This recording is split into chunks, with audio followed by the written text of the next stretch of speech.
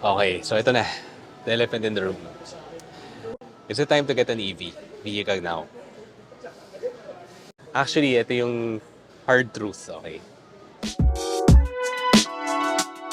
It depends on your situation. Okay?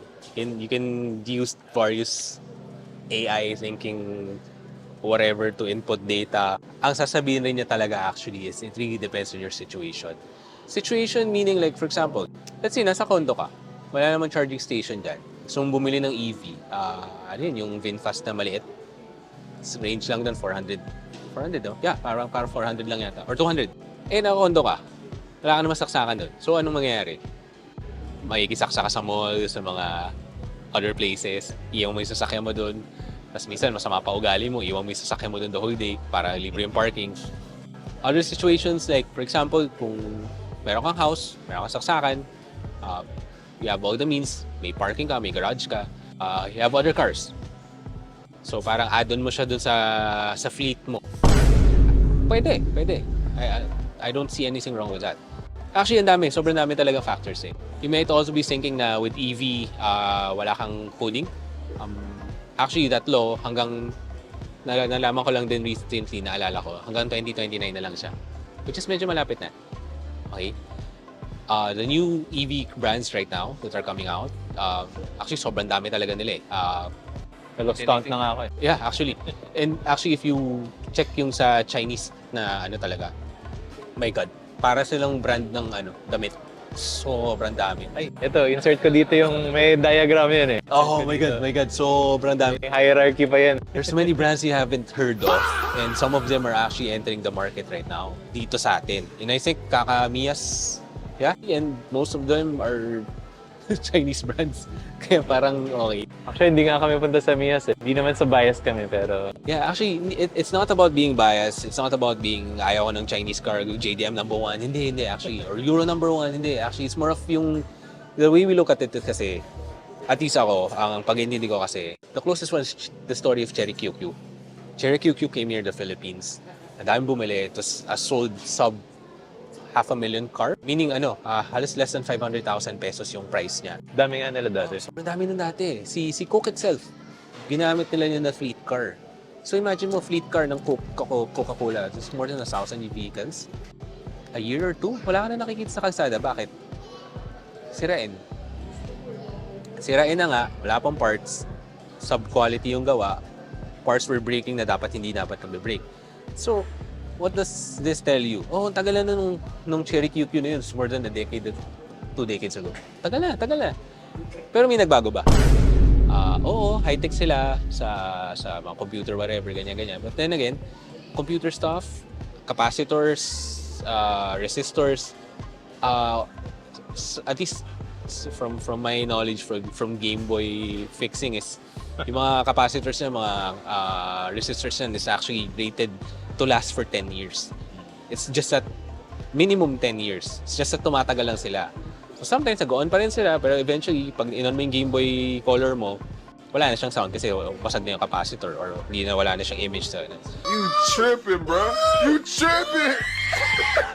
In totality, yung gusto namin sabihin is that medyo kakapasok lang din kasi ng mga Chinese EV brands dito sa Philippines. They haven't lasted, parang hindi pa yata sila ng 3 years, no? So, most of these vehicles are designed in China. Climate sa China is very different compared sa Philippines. So, yung init pa lang dito sa Pilipinas, medyo malayo na. Yung ulan dito, malayo na rin. Wala tayong winter, so medyo malayo na rin. So, in a sense, hindi pa sila tried and tested. Yes, on paper, sobrang ganda na specs nila. They can do this, they can do that. But those specs, those tests are run all in China. Sa Philippines, medyo rare pa yata siya. I don't think ginagawa din lahat eh. Not saying all brands pero I don't think yung mga brands that ginagawa yung proper research for tropical countries eh. Kasi syempre, minsan business first eh. Oy, may market dyan, benta na. Pero like, may R&D ba na nag-study muna ng behavior ng batteries nila sa init natin? At climate like this one. Saka yung traffic jam, ba? Oh, yeah, yun. Yun yung hindi yata na-explain minsan sa inyo, sa mga EV manufacturers that, sige, upfront sasabihin sa'yo, aside from mahal sila, upfront sasabihin sa'yo, oh, wala ka ng gasolina dito, tipid siya, ganyan. Yes, totoo naman yan. But sometimes there's also other factors. May maintenance pa rin naman yan eh. There's also still some parts you have to replace, mga brakes, yung sa cooling. May cooling system din kasi yung mga EVs. Yung iba kasi akala parang motor lang yan eh. RC lang. Kasi nakakita ko ng, anong EV ba yun? Yung Mini yata na tinignan namin, Mini Cooper na EV. I think Great Wall Motors yung partner ni Mini, which is under BMW Group. So nagulat ako sa ilalim, may cooling system. Apparently may cooling system pala yung mga EV. So, yun. So, gulat ako doon, hindi ko alam. Yeah, ito na, papasok na tayo from our knowledge from using old vehicles. Maintenance pa rin. Actually, papasok ka pa rin talaga sa maintenance. And when maintenance, kailangan mo pa rin ng parts. So, I think right now sa mga vlogs and sa mga forums, sa mga Facebook groups, yeah, parts. Mahirap yata. Hirap dumating ng parts dito and it takes a long time kasi galing pa China, dadalhin pa dito. So parang hindi sila readily available. Okay? And then, sa tingin mo, Chinese parts na yan, may gagawa pa ba ng replacement parts para sa kanila? Sa tingin mo si Taiwan, gagawa ng replacement parts for Chinese cars? Which napag-usapan natin sa previous vlog. Yeah, before. Diba? So, looking at that paradigm, medyo limited siya. Limited ang parts mo. Alam mo magiging, in a sense, baka maging disposable yung sasakyan. Okay? When you look at EVs, alam mo, medyo finite siya. Hindi siya like limitless. Kasi, inisip mo agad yung battery. Like our cell phones, ito, 3 years na tong phone ko. Sa start na talaga mag-degrade yung battery. Alam ko next year, ano na to, yung parating na siya, nakasaksak na lang siya kasi parang the battery charges fast, drains fast. Eventually, abot ka sa ganun. Kailangan mo na ng iPhone Fold. Pro Max fully paid. Well, ano ko lang to, POV ko lang kasi kakagaling ko lang sa Hong Kong. Parang mas bilib ako sa Tesla. I mean, kasi si Tesla, ang daming Tesla na sa Hong Kong years prior pa. Like, before pandemic pa, before itong fuel crisis, ang dami ng Tesla nun. Tapos hanggang ngayon, bili pa rin sila ng bili. And, I don't know, parang mas, ngayon lang baka feeling ko lang naman, baka it might change. Feeling ko mas bibili pa akong Tesla kaysa sa China EV. Feeling ko lang, ako lang yun, baka mag-change yung aking Actually, I will agree with that. Sobrang limited ng BYD sa Hong Kong. Mas marami pa yung mga ICE may internal combustion cars. Parang hindi pa rin nila in-embrace yung Chinese cars na meron, pero like, hindi ganun ka, mas marami pa tayo dito. Dito, everywhere you go, parang may BYD ka na makikita, masila yun. Tapos, dun actually, surprisingly, wala. Yeah, di ba? Nagtaka din ako, Hong Kong na yun Hong Kong na yun. So parang, Di ba? Tatawid na lang dun yung BYD eh. I mean, may physical bridge na sila eh. So it kind of says a lot actually, if you think about it. And you would see some cars there, nakakita mo Beijing plate, as in mainland plate, yung blue, makikita mo, tapos makikita mo EV. Kasi galing siyang mainland. Pero like the Hong Kongers, anong term for them? Honky.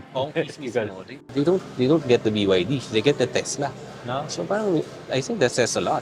I mean, could be status, pero Maybe. matagal na eh. Dati pa sila naka-Tesla eh. Kung hindi Alphard, naka-Tesla yun. Tesla. Or some random Ferrari, Enzo Ferrari. Supercar na. Supercars na parang doon mo lang makikita. May mga GTR. Speaking of, gawa tayo ng vlog tungkol sa Hong Kong car scene. Parang kakaiba siya. Sobrang kakaiba, sobrang random niya. Hindi siya parang Japan eh. May different sa kanya eh. Kasi parang naka-park lang dyan. You see them driving anywhere. Ganun eh. Yeah, anyway, going back to the topic. Sinasabi namin right now, yung mga medyo downsides, nakikita namin possibility, and yung mga nababasa namin online na medyo downsides about the Chinese EV vehicles. Another thing right now is actually yung sa mga VinFast. VinFast, parang may promo yata sila na parang bibilin mo lang yung vehicle itself, the battery is kind of loan. So, pag nakita ni VinFast na parang 70% yung battery, palit na yan. Parang something sa depreciation eh, program, parang gano'n. Nga eh. But actually maganda siya. Parang suddenly, parang infinite na yung sasakyan mo, palit ng battery. Yeah, that kind of makes sense. I do agree. But I'm sure there's a fine line there, fine print na parang ano yung nakasulat doon, bakit nagpapalitan na parang ganun lang. Kasi syempre, lugi sila doon eh. Baka naman yung papalit sa'yo is ano lang din, refurbished battery. If brand new, good. Refurbished battery, ganyan. But then again, ito na yung hard truth eh. Kung disposable na yung mga sasakyan ngayon, disposable yung battery, replace this, replace that. And then inversely, you have this old vehicles, trucks, cars na hanggang ngayon yung parts na nandito, umiikot, nagsacycle, there's upscaling, upselling, compared to sa mga disposable cars. What will happen to these disposable parts? Yung battery, these are special metals. These are rare metals. And then these are toxic. So ano gagawin sa mga ito? Marirecycle mo ba kagad? Well and good kung kaya. Pilipinas tayo, kaya ba? Hindi, tapon yan. Forever damage yan sa Pilipinas. Saan mo lalagay yung sirang Chinese EV vehicle mo? Tatapon mo din sa Pilipinas? Marirecycle mo ba yan? I mean, have you... Ito before, I'm into mga power tools sa Arangke, sa Quiapo. Benta ka ng power tool na galing Japan, makita. Bibili nila yan, part per part. Boom, kita ka. Pero pag nakita ka Chinese brand yan, gumagana. Per kilo. Paano yung Tolson ko? I don't know. That was years ago. Pero, di ba? Pero totoo yun. Pag na-time kayo, search nyo yung... May video ako napanood lately eh.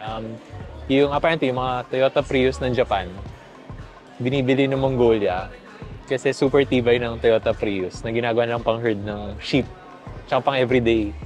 Problema, pagdating ng Prius doon, syempre, battery, pangit na. So, papalitan nila. Ang problema, hindi na alam paano i-dispose. Pwede nila palitan. Like, sige, okay na itong Prius, gamitin mo na. Pero yung battery, concern din ng government saan ilalagay. Kasi third world ba ang Mongolia? Pero doon tayo sa Pilipinas, I'm sure wala tayong technology para I don't think we have that tapon kind of yung technology. battery ng hybrid na yan or EV. It's a hard truth. You also have to think about the environment. Anong gagawin mo dyan sa disposable shit na binili mo? I mean, parati nga namin sinasabi, between yung Muji na tabo na 500 pesos pero pwede mo ipamana sa mga apo ng apo mo versus yung 50 pesos na tabo na galing palengke na China na mabagsak mo lang crack na tapos anong gagawin mo doon? Tatapo mo na lang din. 'Di ba? You also have to think about those things eh. Okay. Pero hindi kami sponsored ng Muji eh. So, yun lang kasi nasabi na namin siya before eh. Yeah. Kailangan maging conscious ka na rin dyan eh. Hindi na pwedeng, ako lang hindi kasi gusto ko magtipid. Hindi pwede. We're all in this together. Example, itong ang layo-layo, miles and miles away, yung nangyayari sa Iran, affected yung buong mundo, di ba? As simple as that. It's a hard truth. Wala. Affected tayo lahat.